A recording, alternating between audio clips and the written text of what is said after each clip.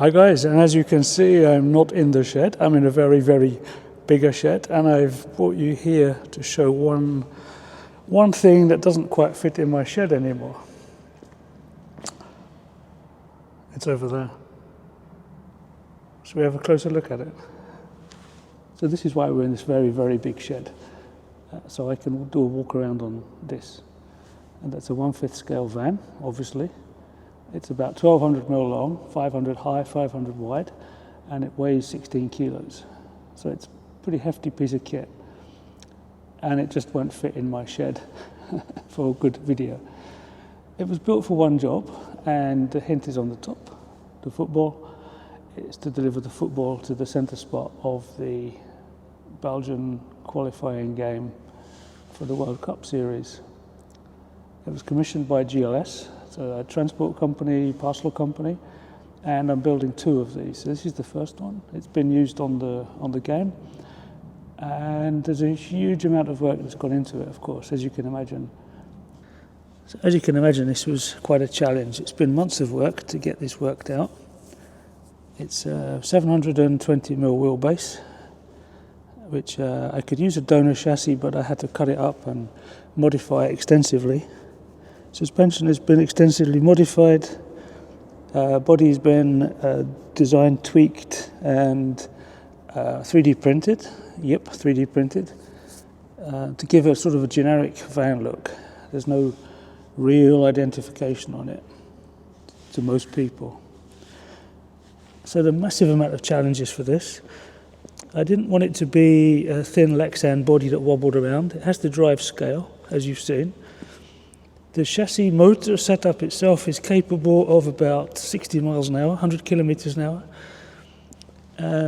But I've had to gear it down and, of course, adjust it in the transmitter so that it doesn't do 60 miles an hour on a game pitch, which would shred the grass. It's got pin tyres on it, as you can see. So these were approved. It's rear-wheel drive only. I didn't want four-wheel drive because I had to extend the chassis so much. It would have been a lot of problems getting drive belts made. And as you can see, the ball sits in a cradle here. Yeah, only one hand now, but with two hands that comes out really easily. So the ball sits in a cradle, and the cradle can be taken out, and a blanking plate can be put in, or something else, to use it for other events. And the front, I've designed it with a nose plate, which is sort of generic. You can put a badge on it. It's already got the branding on the number plates. But this can also have a camera built into it. So that can be removed. And a live streaming camera can be on there for TV broadcasting. All the windows can be unscrewed and taken out, as the mirrors can be removed. So it's quite a hefty piece of kit, really, as you can imagine. And then the lights are decals, which I made. I was going to put real lights on it, but I decided against that because of time, and really you wouldn't have even noticed them because the pitch is so fully floodlit. You probably wouldn't have even seen them. So all in all, it represents, I would say, 4 or 5 months of work to get to the finished project. Now, some of the other challenges were it had to be approved by the UEFA in several aspects. It shouldn't shred up the field, so that's why I've had to go for these sort of simple pin tyres which give grip on the steering and on traction. It will donut, it will wheel spin. The motor has got so much torque on it, and I've had to dial it back electronically to keep the top speed down, but it is still very nippy, but it's up to the driver really. I didn't drive on this event because I wanted to be completely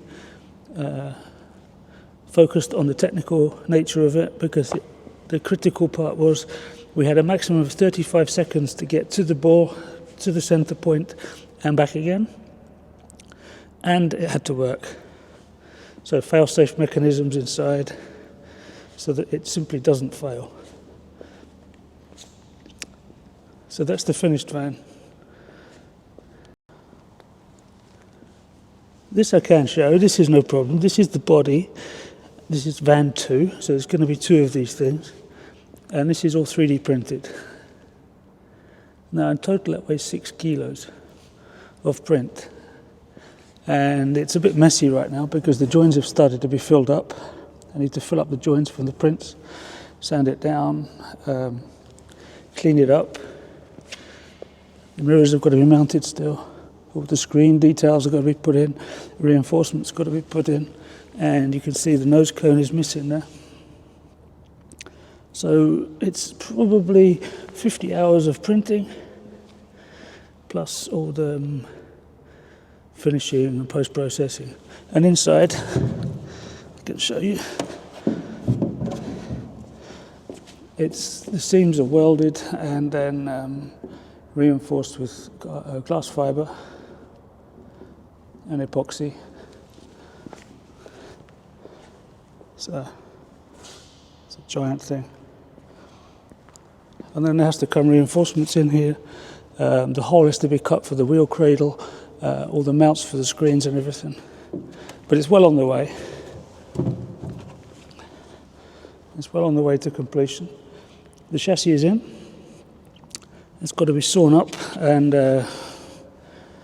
all the bits have got to be put in to make it the right size, dimensions and strength that I want. So I've got to get that to that, van 2, and then they go into flight cases, ready for storage. Batteries have to be maintained, of course. It's all powered, it's electric, of course, because pollution and whatever, and just ease of use. So that's what I've been busy with. So maybe as an idea of scale, let's just bring something into the shot. So that's another car project that I built. That's 1/12, which is pretty much standard. 1/10 or 1/12 scale is pretty much standard size for RC cars. And then it gets a bit more silly because this one, also a custom fully functional RC car, is 1/64 scale. So if I put that one down here,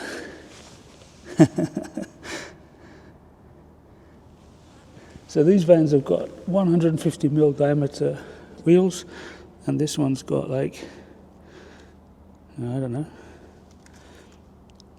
9mm, 10mm. So that's the crazy stuff I do at Need a Bigger Shed. So that's been a very quick tour of what's gone on here. I hope you don't mind me not taking the top off and showing what's underneath it. I want to keep some things trade secret. But it's not just a chassis with a body. It's chassis components, which I can't make, drivetrain, which I can't make, but they're built how I need them. So I've engineered a lot of parts, machined a lot of parts, printed a lot of parts, which has gone on underneath that body to make it what it is. And like, for example, that's one simple part, an inner wheel cover for the front wheels that helps stop splashing up water and grass into the body shell, which could cause problems on the electrics or the drivetrain, the pinion gears. They're all covered, but I'm doubling up on safety with something like this. It's quite a secure system. The body can come off with 4 R-clips, which I know a lot of modelers hate, but you didn't see them, did you?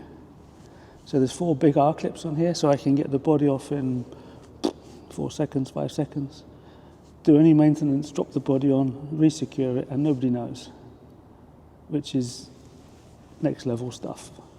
So I'm very happy with that. I can pimp the body. I've made it quite modular, so now it's a football transporter. It could be for other stuff. I can reproduce the bodies, of course, make other versions. So I'm quite happy with that. And if you look, that's the reference of the other end of the scale. Fully functional, custom printed RC car. I build stuff from 1/64 to 1/5 now, so all going on in that shed. Now this is a dream shed. I've got to get out of here. I'm going to do one more tour around because I'd love to have my shed in his shed and a racetrack and a test track dyno, because I need to be able to govern speeds on these things. But anyway, I'm waffling now. Please do like and subscribe. I keep forgetting to say that. Apparently you've got to say that on every video, although I don't make many.